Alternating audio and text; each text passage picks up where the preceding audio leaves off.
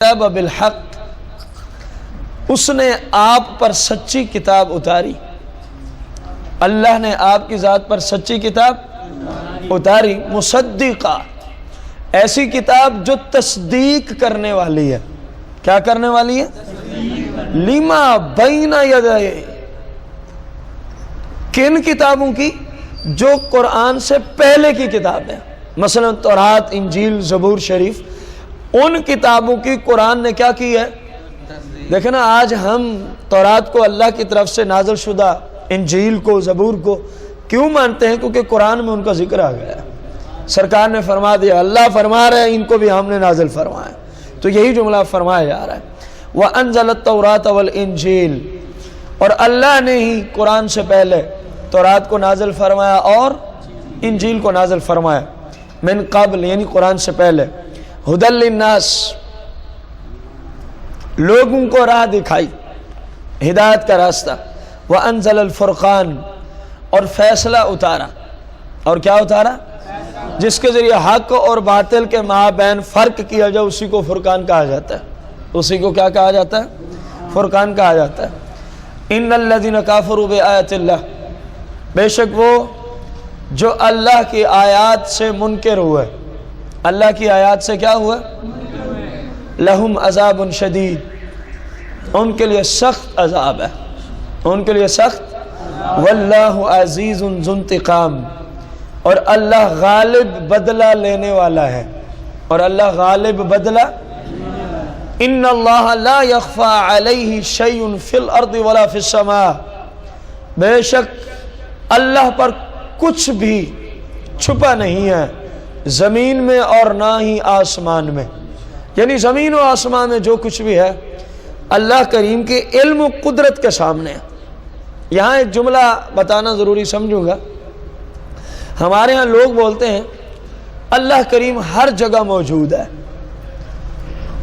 یہ کفر ہے، یہ جملہ بولنا کیا ہے؟ کفر ہے۔ اب یہ ہے تحریر کے قابل یہ جملہ، اللہ کریم ہر جگہ موجود ہے، یہ کہنا کفر ہے، یہ کہنا کیا ہے؟ کفر ہے۔ بلکہ یوں عقیدہ بیان کیا جائے، ہر چیز اللہ کریم کے علم اور حکمت کے سامنے، علم و قدرت کے سامنے، ہر جگہ اللہ موجود ہے۔ علماء نے، محققین نے اس کو کلمہ کفر لکھا ہے۔ یہ جملہ بول سکتے؟ جب ہر جگہ موجود ہے تو پھر آپ کی مسجد میں بھی موجود ہوگا، ہر جگہ جو موجود ہے، پھر اس مسجد کے ساتھ چھوٹے سے کمرے میں بھی اللہ کی ذات موجود ہوگی، اور جو کمرے میں محدود ہو جائے تو اس کے لیے پھر مکان ثابت ہو جائے گا، اور مکان اس کے لیے ثابت ہوتا ہے جس کے لیے جسم ہو، حالانکہ اللہ ان تمام چیزوں سے کیا ہے؟ پاک ہے۔ بلکہ ہر چیز اللہ کے علم و قدرت کے سامنے، ہر چیز اللہ کے علم اور قدرت کے۔ اگر کبھی کسی نے یہ جملہ بولا ہو تو احتیاطاً کلمہ شریف پڑھ لیا جائے، احتیاطاً۔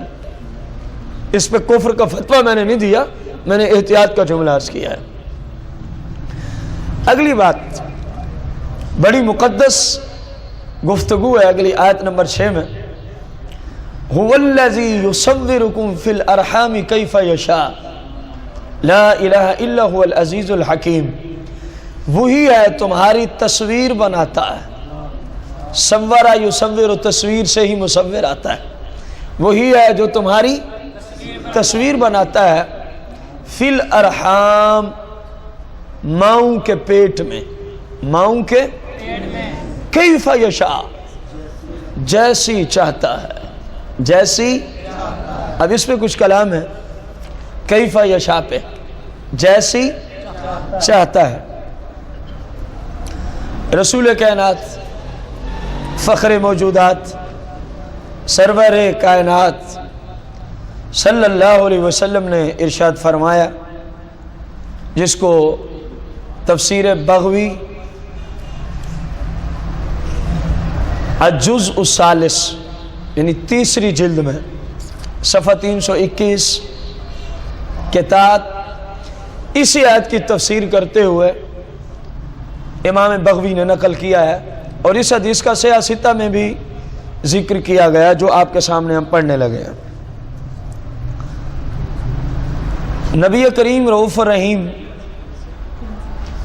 علیہ الصلاۃ والتسلیم نے ارشاد فرمایا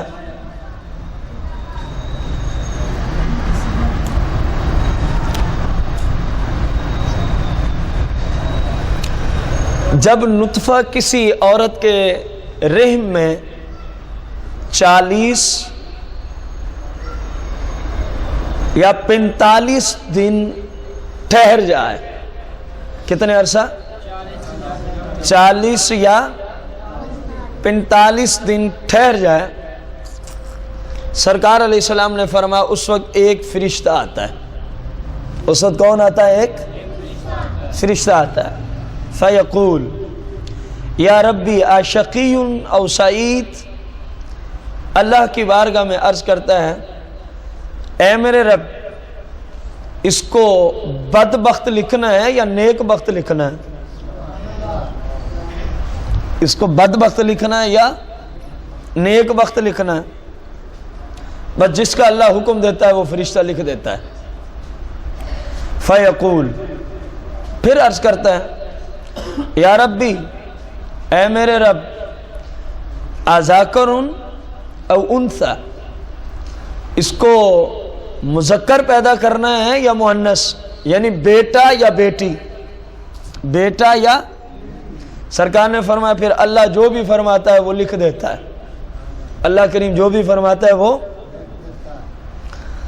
پھر لکھ دیتا ہے کہ یہ زندگی میں کیا کچھ کرے گا، پھر لکھ دیتا ہے کہ اس کے سانس کتنے ہیں، پھر لکھ دیتا ہے کہ اس کو رزق کتنا دیا جائے گا۔ سرکار نے فرمایا بس پھر وہ اپنے صحیفے کو لپیٹ دیتا ہے، جس پہ لکھا ہوتا ہے نا اس کو لپیٹ دیتا ہے۔ اب ممکن ہے کسی کے ذہن میں ایک سوال اٹھ رہا ہو کہ ہمارے پیدا ہونے سے پہلے ہی تو لکھ دیا گیا ہے، یہ نیک بخت ہوگا یا بد بخت ہوگا، تو ہمیں کیا ضرورت ہے پھر نماز پڑھنے کی، ہم سے کیا سوال ہوگا؟ اصل میں بات یہ ہے، اس کا مفصل حکم تو جب انشاءاللہ آپ کو شرح العقائد پڑھائیں گے اس کے اندر آئے گا۔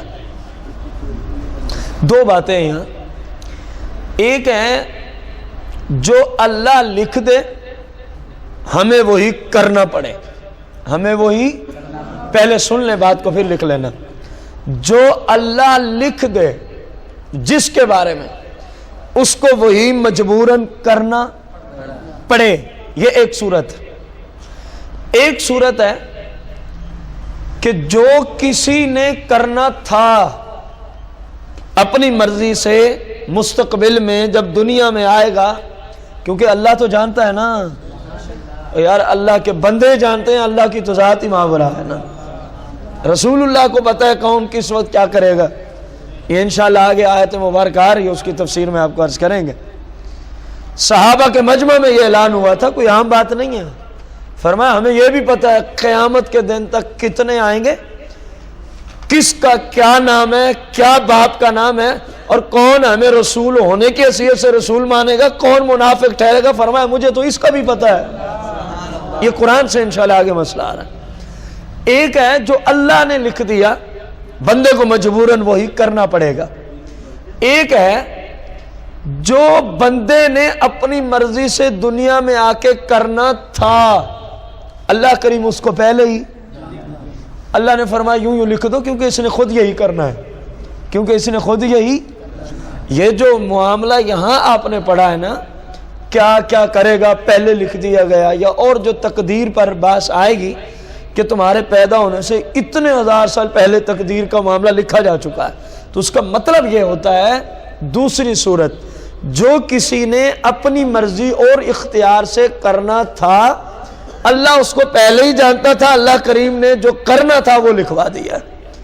پہلی صورت مراد نہیں لینی، ورنہ معاذ اللہ ایک نبی علیہ السلام کی یہ ذمہ داری ہے کہ وہ لوگوں کو کہے نیکی کا کام کرو، برائی نہ کرو۔ اور کیا جس نے شراب پی معاذ اللہ پھر اللہ نے لکھا تو شراب پی؟ اس بدبخت نے خود پینی تھی، وہاں لکھوا دیا گیا اپنی مرضی سے پیے گا، اپنی مرضی سے۔ اس نے نمازیں قضا کرنی تھی، اللہ جانتا تھا، فرمایا جب بڑا ہوگا نا فلاں فلاں نماز یہ قضا کرے گا، لکھ دو۔ ہم مجبور نہیں ہیں، سادہ لفظوں میں آپ کو بتاؤں، نہ ہم جبریے ہیں، نہ ہم قدریے ہیں، نہ ہم معتزلے ہیں، الحمدللہ ہم اہل سنت اور مسلمان ہیں۔ سمجھ آئی ہے؟ ہم مجبور محض نہیں مانتے کہ انسان کو اللہ کریم نے اس کو اختیار دیا، اور اس اختیار کو لاگو کرنے کے لیے مالک نے عقل سلیم کی دولت سے نوازا ہے۔ عقل نہ ہو تو بندہ مکلف ہی نہیں ہے، اس سے سوال جواب نہیں ہوگا، کیونکہ اس کے پاس تمیز کرنے والی چیز ہی نہیں ہے، کیا اچھا ہے کیا برا ہے، کیا اچھا ہے اور کیا۔ آیت کی طرف آئیں گے، وہ لکھ دیتا ہے۔ اب جو بات یہاں میں کرنا چاہ رہا ہوں، علامہ نے بھی اس کو نقل فرمایا، کیف یشاء،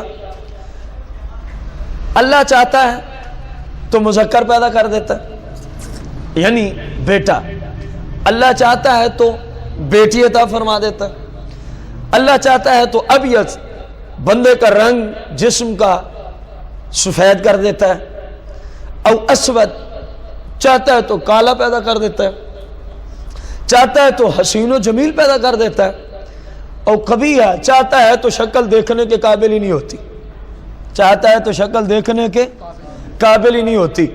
یہ مالک کی مرضی ہے۔ اب فقط ایک جملہ اس پر، قرآن نے آپ کو بتایا بیٹی یا بیٹے کی پیدائش کا تعلق اللہ کریم کی قدرت اور تقدیر کے ساتھ ہے۔ کیف یشاء، جیسے چاہے گا دے گا۔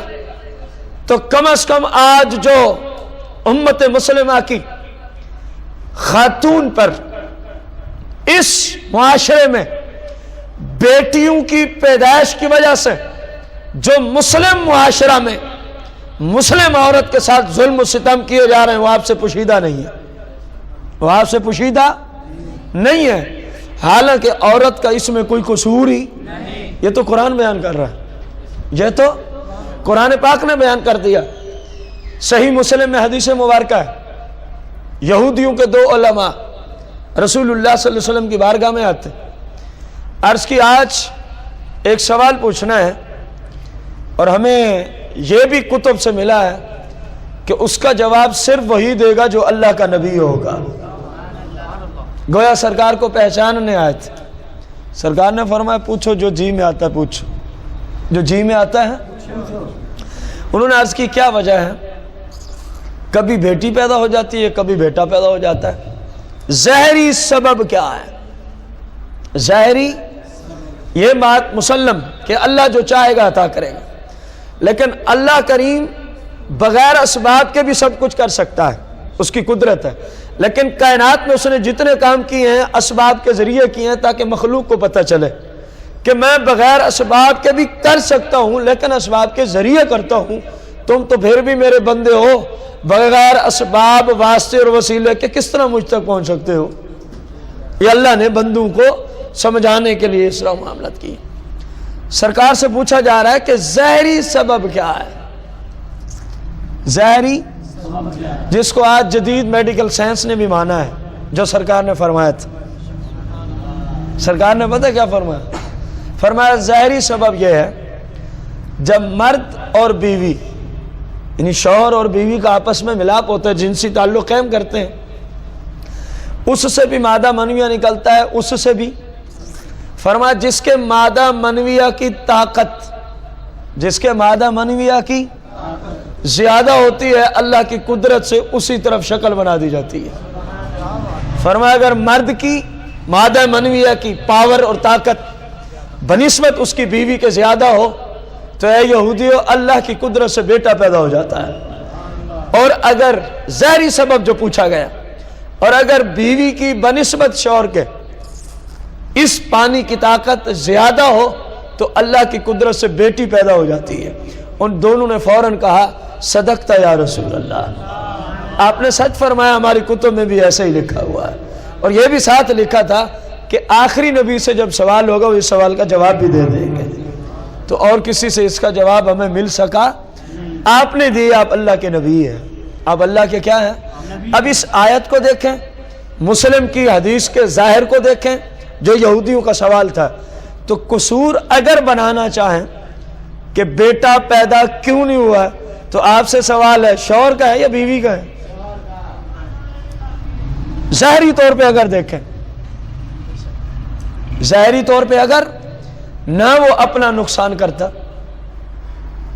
وہ پیر نصیر الدین نصیر رحمۃ اللہ علیہ جملہ بلواتے ہو, آپ فرمایا کرتے تھے اب سب کھلوانی ہے بس کرو, اب سب کھلوانی ہے بس کرو, اشارہ کافی ہوتا ہے. تو غور کرو, میں کسی پر کوئی معاذ اللہ وہ نہیں کر رہا لان تان, مسئلہ سمجھانے کی غرض سے میں نے آیت اور حدیث کو ملایا تاکہ سمجھ آئے معاشرے کو کہ ایک نہیں دو نہیں 10 بیٹیاں بھی اللہ پیدا کر دے تو کم از کم بیوی کو گالیاں مت دینا. بیوی کا اس میں کوئی قصور نہیں ہے, بیوی کا اس میں کوئی قصور نہیں ہے. یہ باقاعدہ ایک چیپٹر ہے جو آپ انٹرنیٹ پہ ہمارے ہی ایڈریس پہ اس کو سن سکتے ہیں, آخر بیٹی کی پیدائش پر افسردگی کیوں. یہ کئی گھنٹے میں مجھ سے میں لیکچر پڑھا ہے اور اس پہ ایک کتاب تصنیف ہو چکی ہے, اس کی پروف ریڈنگ کا مرحلہ رہتا ہے اور پھر انشاءاللہ پیس کی طرف چلی جائے گی. آخر بیٹی کی پیدائش پر افسردگی یا ناراضگی کیوں, افسردگی یا ناراضگی, مفصل بیان آپ کو وہاں سے ملے گا. اتنی تو سمجھ آئی ہے نا کہ بیٹی کی وجہ سے بندہ بیوی کو برا, بیٹی پیدا ہونے کی وجہ سے بیوی کو دھمکیاں کہ دوبارہ پیدا ہوئی تو تجھے طلاق دے دوں گا, یہ دھمکیاں ملتی ہیں. کیسا لا علم شخص ہے کہ تیری بیوی کو اختیار ہے کیا پیدا کرنا. لگتا تو ایسا ہی ہے, کہہ جو رہا ہے اگر دوبارہ بیٹی پیدا ہوئی تو تجھے طلاق دے دوں گا, اور کئی عورتوں کو اسی وجہ سے طلاق ہو چکی ہے, کئی عورتوں کو اسی وجہ سے طلاق.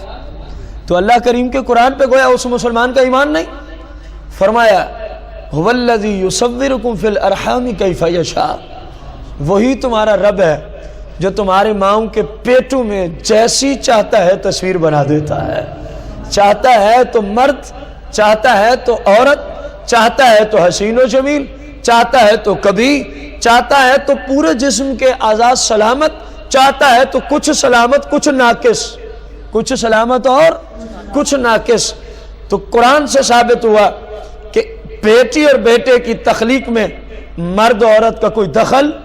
ہاں, مسلم کی حدیث نے ظاہری سبب ضرور بیان کیا, ظاہری سبب ضرور بیان کیا, اور اس سبب کو آج جدید میڈیکل سائنس نے مانا ہے کہ جو سرکار نے فرمایا ہماری سمجھ میں بھی ظاہری طور پہ یہی سبب سمجھ آتا ہے.